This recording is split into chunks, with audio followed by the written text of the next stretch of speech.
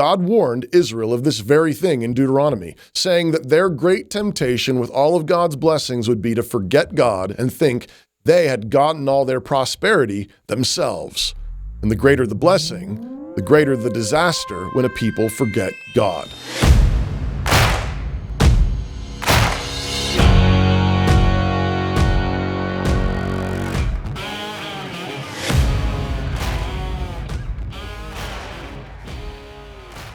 In God's providence, we live in tumultuous times. We are some of the most blessed human beings who have ever lived, with the technologies and conveniences and wealth we enjoy.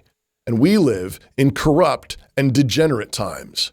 As Cotton Mather once said, religion begot prosperity, and the daughter devoured the mother.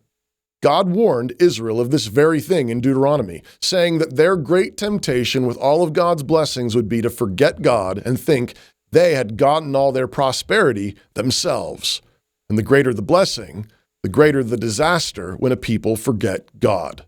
And we live in those calamitous times. The madness that we are seeing all around us is no accident at all. When you sow the wind, you always reap the whirlwind. We've already seen the opening convulsions in 2020, politically, economically, culturally, and 2024 is shaping up to be another rodeo. How should Christians think about this? How should we prepare? First, remember that human beings are the most precious created resource.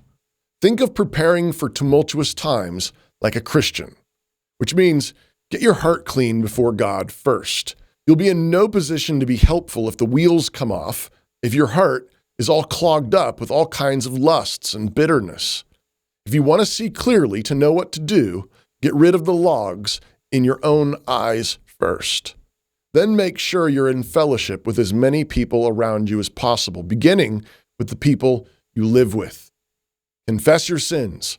Get rid of your grudges. Forgive freely. Finally, one of the great lessons of the Old Testament is that God is just, and he does not destroy the righteous with the wicked. He would not have destroyed Sodom if there had been 10 righteous, and he still delivered Lot. And later, he delivered Rahab and her family from Jericho.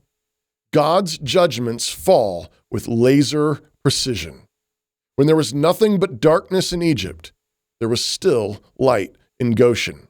When the angel of death passed over, there was blood over the doorposts of those who believed. So do not fear the judgments of God.